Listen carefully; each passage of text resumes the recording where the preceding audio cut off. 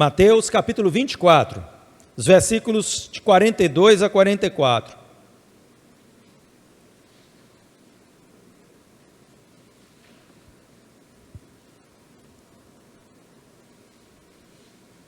Vamos falar um pouquinho aqui sobre as características desta hora falada por Jesus aqui, a hora em que não cuidasse. Olha só, diz assim o texto sagrado, Mateus 24, 42 a 44. Portanto, vigiai, porque não sabeis em que dia vem o vosso Senhor, mas considerai isso. Se o pai de família soubesse a que hora viria o ladrão, vigiaria e não deixaria que fosse arrombada a sua casa. Por isso, ficai também vós apercebidos, porque a hora em que não cuidais, o Filho do Homem virá. Você sabe que eu acho interessante o fato dele estar falando para os seus discípulos, né? Os discípulos haviam mostrado aquela estrutura do templo de Herodes, e ali eles estavam admirados. E Jesus Cristo disse, não vedes essa construção, não ficará pedra sobre pedra. Então, passado aquele momento, os discípulos chamam e dizem, mestre, nos diz quando isso vai acontecer. Então, ele estava trazendo essa mensagem aos seus discípulos, né? E não às pessoas que não o seguiam, ou aqueles que eram apenas interessados ou curiosos. Mas não, essa mensagem vem aos discípulos, e aos discípulos que ele está dizendo, a hora em que não cuidais, virá o seu Senhor, ou seja, ele voltaria. É muito curioso isso, né?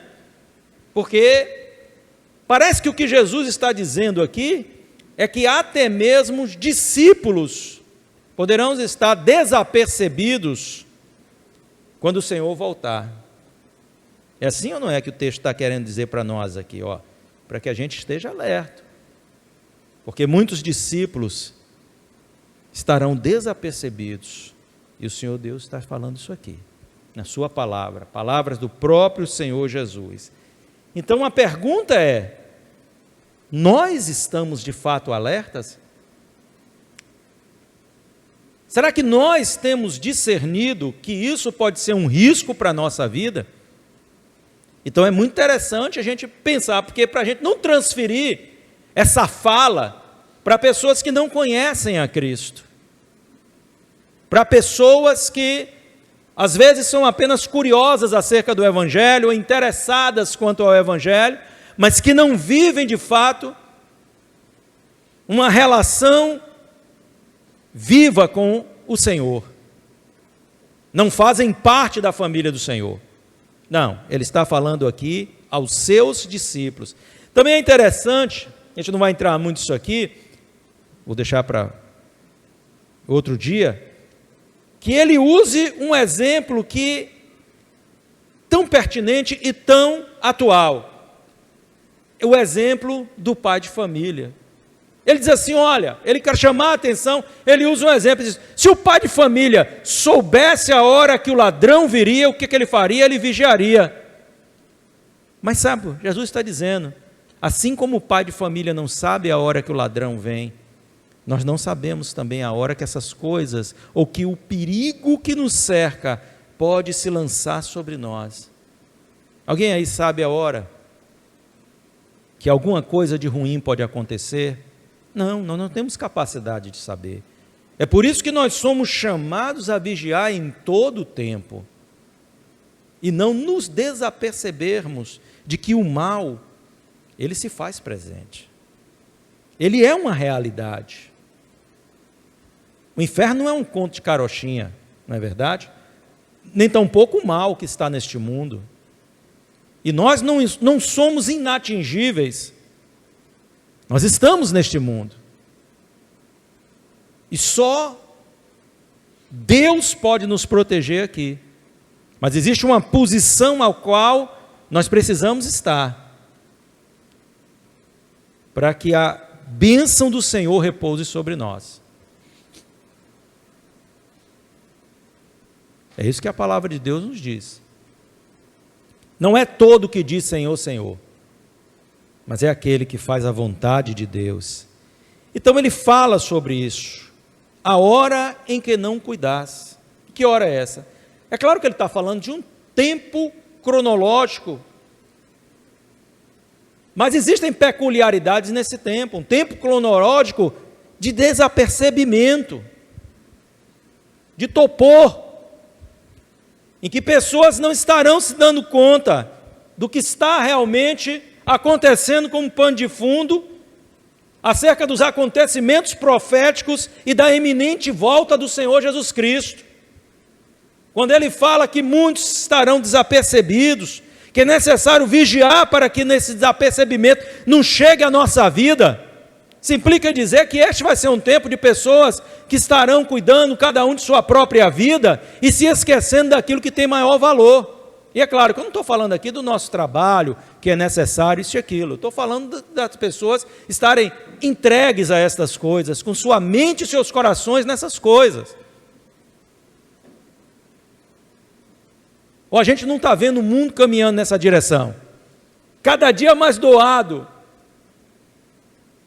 a percepção dos entretenimentos, das coisas que estão aí fora, e negligenciando a buscarem o caminho da salvação, mas até mesmo dentro da igreja, gente.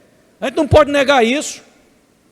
Tem muita gente que está atrás de oba-oba, tem muita gente que está atrás de facilidade, tem muita gente que está atrás de coisas que estão aí fora, e se esquecendo do que de fato é a prioridade. Então aqui em Mateus capítulo 24, Jesus falando aos seus discípulos sobre este contexto profético, esses acontecimentos que começaram a se dar logo após a sua morte, porque ele fala aqui de perseguições, ele fala aqui de falsos mestres, ele fala aqui da destruição do templo. Essas coisas, desde que ele morreu, nós começamos a vê-las dentro desse contexto de igreja. Ou não haviam falsos mestres e profetas dentro das igrejas primitivas? A destruição do templo não se deu cerca de 40 anos depois da sua morte, na década de 70? Sim, ele profetizou essas coisas. Então algumas coisas já começaram imediatamente, as perseguições já começaram imediatamente a aparecerem nesse contexto. Ele está dizendo aos seus discípulos, vocês vão fazer parte disso, e isso vai fazer parte da vida de vocês, e não só de vocês, mas de todos os discípulos. Nós estamos aqui, e nós fazemos parte desse contexto de acontecimento profético, que se torna cada dia mais evidente, mas também, de forma surpreendente, se torna cada dia mais mortal e perigoso para todos. É um sistema que vem se manifestando anticristão, que vem se manifestando cada dia de forma mais forte, mais dominante na nossa cultura, alcançando todos os nichos. Se você colocar aqui educação, política, qualquer coisa hoje, nós estamos vendo o traço deste movimento anticristão, mas há acontecimentos outros, que não diz só respeito a ideologias ou filosofias de vida. Pragas, terremotos, sempre tivemos, sim, sempre tivemos, mas não com essa constância, não desta forma. As coisas estão tomando um volume dentro de um quadro de precipitação muito grande.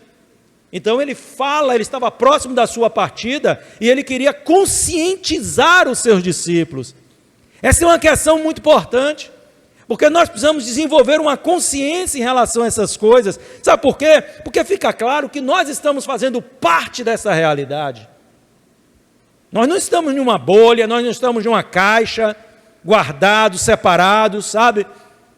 Nós não estamos. Nós estamos vivendo aqui. Embora a palavra de Deus diga que nós somos cidadãos dos céus, e de fato somos, mas como embaixadores de Cristo, nós estamos militando neste mundo. Nós estamos plantando e colhendo aqui, nós estamos interagindo aqui, e nós estamos cumprindo a nossa missão, que nos foi ordenada, de fazer discípulos aqui nessa terra. Então nós não estamos isentos. Esses acontecimentos, eles fazem parte da nossa realidade diária. Nós temos que enfrentar isso. E precisamos estar conscientes do que está acontecendo, da realidade posta, para que a gente possa se preparar em relação a isso. Senão a gente não vai estar preparado. Mas a igreja do Senhor Jesus Cristo, ela se renova pelo Espírito do Senhor, e nós temos a mente de Cristo, ou seja, a capacidade de compreender as coisas pela perspectiva do Senhor, e não pela perspectiva do mundo. Então o crente precisa ser ligeiro, não lerdo, não, ligeiro, porque o Senhor conhece todas as coisas e nos revela pelo seu Espírito. A gente começa a aprender a discernir onde estão os perigos. Uma fala, a gente já sabe aquilo ali, qual é a orientação que vem a partir daquilo. Um sistema, uma ideologia, a gente vai compreendendo, a gente vai discernindo, a gente vai entendendo. Olha só, irmão, como as coisas estão. Eu vou dizer uma coisa para você, não vai demorar muito para essas trombetas soarem. Então esteja preparado, mas parte da sua preparação vem em você estar consciente de que nós estamos vivendo um tempo muito difícil, um tempo de apostasia extrema, um tempo de frieza, um tempo de tantas coisas. Nós vamos falar de algumas características aqui, mas eu estou chamando sua atenção, porque talvez precisa virar uma chave na cabeça de alguns de nós, para que a gente perceba. E quando a gente vira essa chave, a gente começa a ter uma percepção diferente e, consequentemente, uma atitude diferente em relação às coisas. Mais apercebidos, mais focados, mais devotados às coisas do Senhor e com uma visão para a eternidade, porque ela está bem próxima. Eu digo em relação ao céu, não é? Eternos já somos desde o dia que fomos resgatados pelo Senhor. Mas agora é tempo de nós pensarmos de uma forma muito clara.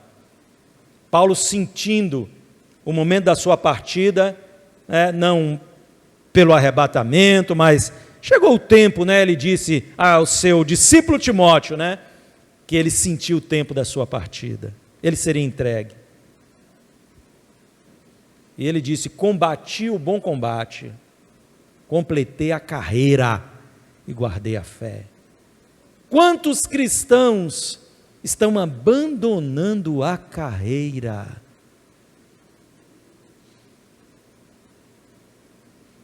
Quantos cristãos estão abandonando o bom combate?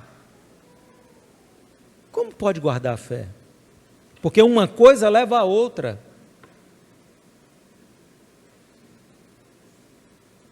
Olha para teu irmão aí do lado, fala com ele, fica firme, viu? O negócio não está bom não, fica firme, que Deus vai nos dar graça. Então nós precisamos estar apercebidos, então a gente precisa conhecer um pouco das características desse tempo, que o Senhor chama de a hora em que não cuidais, um tempo cronológico. Existem algumas características que nos dá assim, um entendimento de que as coisas estão sendo realmente postas de uma forma que a gente compreende que a volta de Jesus, ela se aproxima de uma forma assim bem precipitada, não é? Então, o que é que a gente poderia destacar dentro desse contexto aqui de capítulo 24 de Mateus? Vou falar de algumas coisas, talvez não vai dar tempo, a gente faça uma parte hoje, uma parte domingo que vem, não importa. Mas vejamos algumas coisas. Você sabe uma coisa que me chama muita atenção no texto de Mateus? Uma dessas características é a ilusão dos homens, inclusive dos discípulos, acerca das coisas aparentes, das coisas materiais. Olha se não é assim. Se você quiser conferir comigo em Marcos capítulo 13, eu vou pegar o texto de Marcos, porque é exatamente a mesma passagem onde eles falam com Jesus sobre a edificação daquele templo, que Herodes reconstruiu, então por isso chamado templo de Herodes. Então olha lá, Marcos capítulo 13, versículos 1 e 2. Olha como que Marcos fala acerca de como eles estavam assim, estupefatos, em relação àquela construção, que era incrível realmente. Aí ele diz assim, ó: ao sair Jesus do templo, disse-lhe um de seus discípulos: mestre, que pedras, que construções! Mas Jesus lhe disse: vês estas grandes construções? Não ficará pedra sobre pedra que não seja derribada. Perceba como, para os homens, é fácil se empolgar com essas estruturas que o mundo faz, né, que o mundo produz. É fácil. Eles estavam empolgados. Olha que estrutura extraordinária, que coisa maravilhosa, olha que coisa linda, que construção incrível. E Jesus então, Jesus joga um balde de água, né? Porque Jesus, ele não se coadunava, ele não fazia parte, né, desta empolgação. Ele não estava empolgado com as coisas que hão de perecer, ele não estava empolgado com as coisas temporárias. Então Jesus, ele vai na contramão disso, ele tem a percepção de que essas coisas, elas têm prazo de validade, e ele estava dizendo aos seus discípulos: vocês estão, surpresos, estão aí empolgados com isso, mas eu quero dizer uma coisa a vocês não estão vendo isso aqui tudo isso aqui vai ser destruído em breve, tudo isso aqui vai passar em breve. Era um recado forte aos seus discípulos. Ele estava chamando a atenção dos discípulos: olha, não se empolgue com as estruturas humanas, porque elas vão passar. Ponha o coração de vocês aonde? Nas coisas eternas. Em 1 de João, capítulo 2, verso de número 17, quem está acompanhando as lives da quinta-feira, eu estou fazendo umas mensagens expositivas, nos estudos, nas epístolas de João.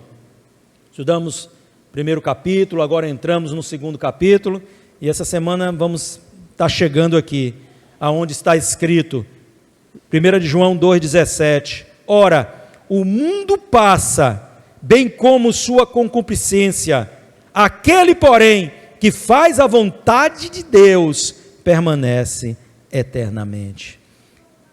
Eles estavam ali demonstrando seu nível de admiração, tinha uma expectativa de que Jesus também se empolgasse com aquilo, não é? Oh, que maravilha esse prédio que a gente construiu, coisa extraordinária, é bênção de Deus, mas nosso coração não pode estar aqui.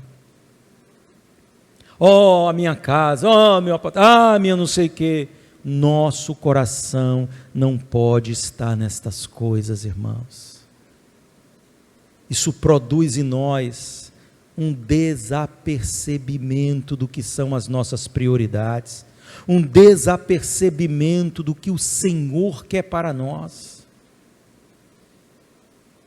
da nossa verdadeira natureza, do propósito de estarmos aqui, porque quando você se converteu, Jesus não te chamou para a glória eterna, porque quando eu me converti, Deus não me tirou daqui, porque Ele me entregou uma missão, Ele entregou a você um propósito para a sua existência nessa terra, porque é claro, eu sei que o Senhor deseja que estejamos com Ele, todo verdadeiro e sincero cristão quer estar com o Senhor na glória também.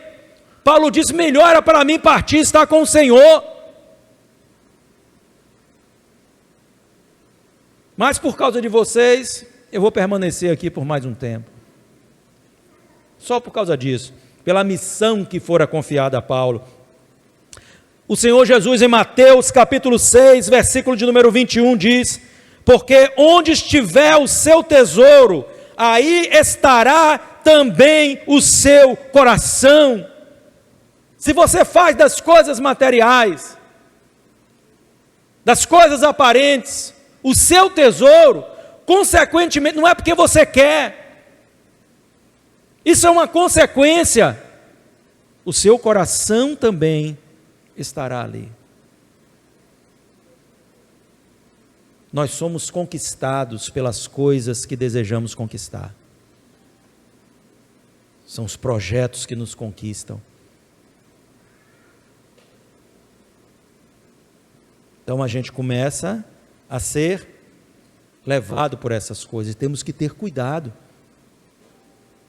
porque isso pode nos privar daquilo que é a vontade prioritária de Deus. Então eles estavam aí, uau, admirados, e Jesus vai na contramão e diz: não ponham o coração de vocês nessas coisas não, porque tudo isso vai passar. Tudo isso vai passar. Imagina o choque, né?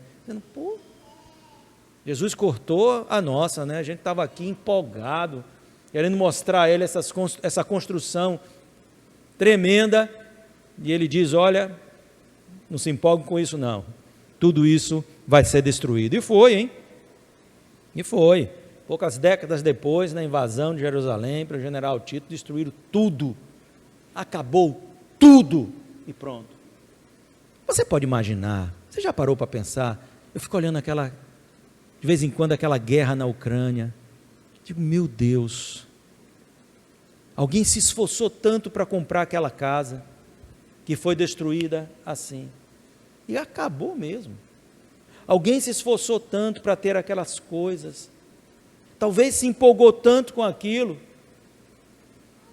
se apegou a certas coisas, e veio aquela guerra e destruiu tudo. E é interessante porque a gente pensa assim: isso nunca vai acontecer conosco. É assim ou não é? A gente vê uma cheia que levou a casa de não sei quantas pessoas. Nós tivemos aí há pouco tempo atrás no sul da Bahia, nós tivemos aí no Nordeste, e a gente sabe o que a gente pensa: graças a Deus que não é aqui, graças a Deus que não foi comigo. Como que se não chovesse? Então a gente precisa pensar nessas coisas, irmão. Precisa pensar nessas coisas. Longe de nós qualquer coisa de mal nos aconteça, mas nós estamos num mundo que não é brincadeira, e a gente sabe disso.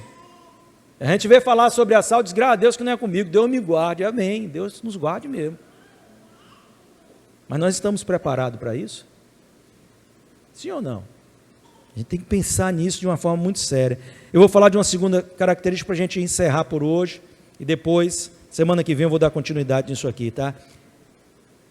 Uma coisa posta aqui, que tem que servir de alerta para todos nós, é a frieza espiritual produzida pela iniquidade. Olha, a iniquidade, ela é algo tão terrível,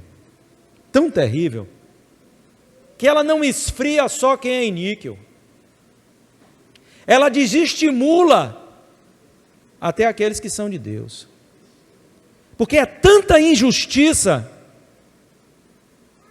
é tanta coisa ruim acontecendo no mundo, que até aquele que não vive na prática da iniquidade, se não vigiar, ele fica tocado pela extensão do dano da iniquidade. Para você ficar vendo esses jornais aí, policiais, de repente você está abalado com aquilo, você começa a ver essas notícias que só falam em coisas ruins. O que é que acontece? Você se abala ou não se abala? Sim ou não? Abala, irmão. Abala. Aqui não existe nenhuma rocha, não. Rocha aqui só Jesus. Nós somos sensíveis a estas coisas. Então a iniquidade tem o poder de tocar mesmo aquele que não está envolvido nela. Da mesma forma que a condição de pecado no mundo tocou a todos. Você é um cristão, lavado e remido no sangue do Cordeiro. Você não fica doente, não? Fica. Ah, mas se eu me converti, por que eu estou ficando doente ainda? É porque o mal é presente nesse mundo. Então isso nos toca. Graças a Deus que nos dá a vitória por Jesus Cristo, nosso Senhor. Olha o que está escrito em Mateus 24:12. E por se multiplicar a iniquidade, o amor se esfriará de quase todos. Este é um recado duro.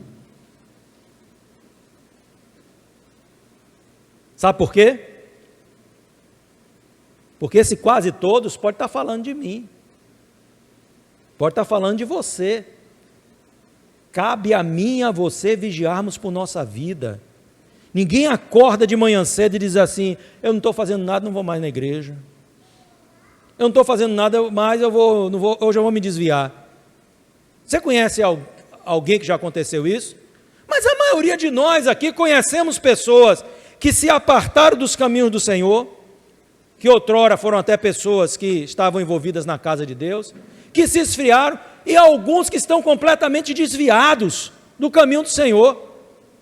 Ou você não conhece ninguém assim? Você não conhece ninguém que tinha um propósito, um chamado, uma vocação de Deus, simplesmente...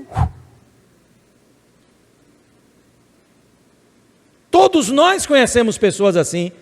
Você pensa que essa pessoa levantou um dia e decidiu não fazer mais isso? Não. Essa coisa é como uma erosão em nosso coração. A iniquidade é a violação e negação da lei moral de Deus, sem sentir culpa pelo pecado. Isso se traduz em um estado de rebeldia descontrolada. É o que nós estamos vendo hoje no mundo, a multiplicação da iniquidade. Agora, presta atenção nisso, alguém afirma que quando a iniquidade abunda, o amor se esfria, os afetos se distanciam, as distâncias se ampliam, os homens começam a suspeitar uns dos outros e se isolar. Este quadro é fruto da iniquidade. A iniquidade gera um preço caro à fé, o preço da acusação, da oposição, da perseguição e às vezes até da vida. Neste momento, muitos se ofenderão, se abaterão e se desviarão, pois não estão preparados para uma fé que demanda sofrimento.